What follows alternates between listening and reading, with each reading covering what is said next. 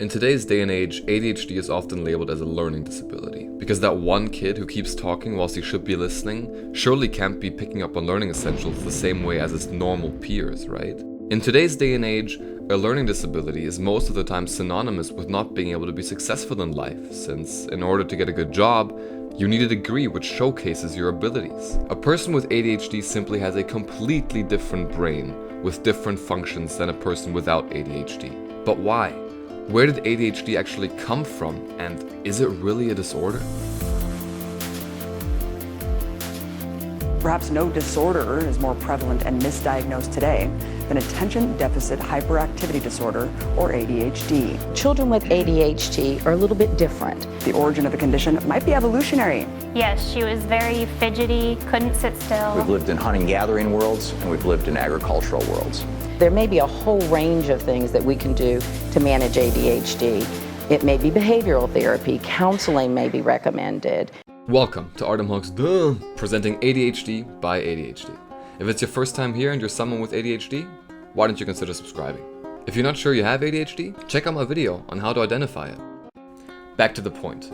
Attention Deficit Hyperactivity Disorder.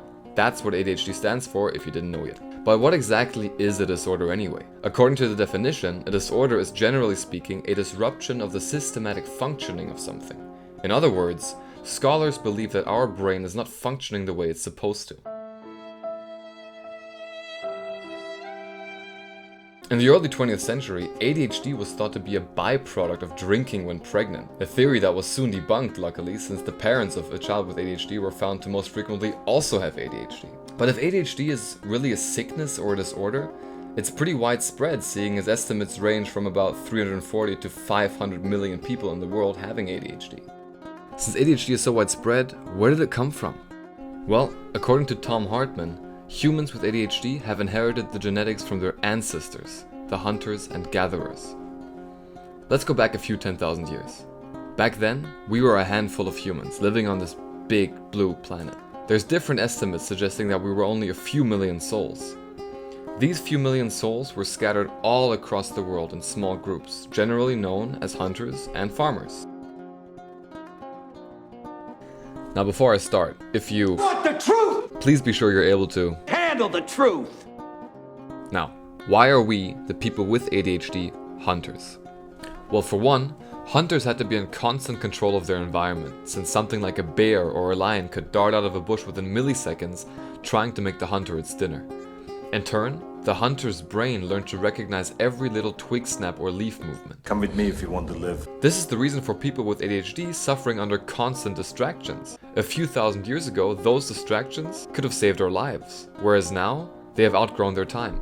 Reason number 2. Hunters were able to focus on their hunt for hours. I have come here to chew bubblegum and kick ass.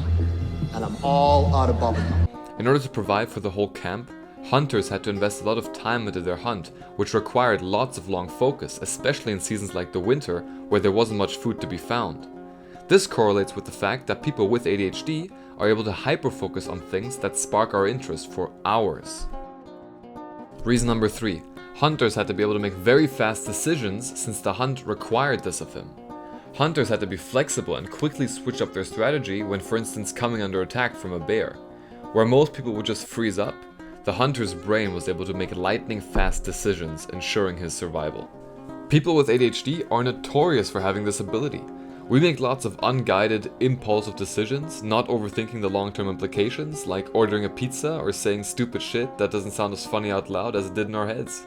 Yeah, I'm not sure how that sounded good in his head. Reason number 4. Hunters had to think visually to be successful in their hunt. Big equations or abstract theories didn't help them. In order to learn, they had to see how something is done. I can definitely relate to this, since instead of going through my textbook for the 3rd time to study for an exam, I usually started watching YouTube videos about that topic. I was always better in learning things visually. This is one of the reasons for starting this YouTube channel. Reason number 5. Hunters are able to invest a lot of energy into their hunt. People with ADHD often have an explosive energy, which they can release in a moment's notice. That's my secret, Cat. I'm always angry. Reason number 6. Hunters loved the hunt, but got bored easily when it came to doing chores like cleaning the house. Again, this is so relatable for people with ADHD since we hate doing things that don't spark our interest. I know Kung Fu. Show me. Reason number 7. Hunters took on risks that farmers didn't want to take on. People with ADHD are notorious for being risk takers. We do things that others can't or don't want to do. What do you think about when the 15th round when you're coming out? And lastly, hunters are hard on themselves and on people in their environment. Since the hunter's own life depended on fast decision making, the level for frustration and patience was very low. If a hunter doesn't manage to dodge a bullet, for instance, it could mean his death. People with ADHD are also often very hard on themselves and on people, often leading to depressive thoughts, thinking that they're a bad person. This, amongst other things, is a reason for why people with ADHD are often misunderstood. Just because we're hard on people doesn't mean we mean them anything bad. 10,000 years ago, we might have saved their lives. To conclude, because the ancient world required more farmers than hunters, hunters are now living in a world mostly constructed for farmers. This is why they are often misunderstood as to not being viable in today's society, because we don't fit the status quo. Being a hunter is classified as having a disorder because we behave disorderly in comparison to the majority of the normal population. You want to be a farmer? Here's a couple of acres. Now, if you've never heard of this theory, just look at other examples for when humans developed genetic deformities that actually helped them. This theory would also explain the discrepancy of the amount of men versus the amount of women diagnosed with having ADHD, since back then, most women didn't go hunting. Anyway, if this theory isn't true, It might be a tumor. It's not a tumor. thank you so much for watching. If I managed to open your eyes, leave me a like to show me how many of you I managed to reach today. If you want to know more about this theory, I will leave an affiliate Amazon link to the book of Thom Hartmann in the description below. Also, check out my ADHD motivation video featuring Will Smith, and don't forget to subscribe and click on the notification bell.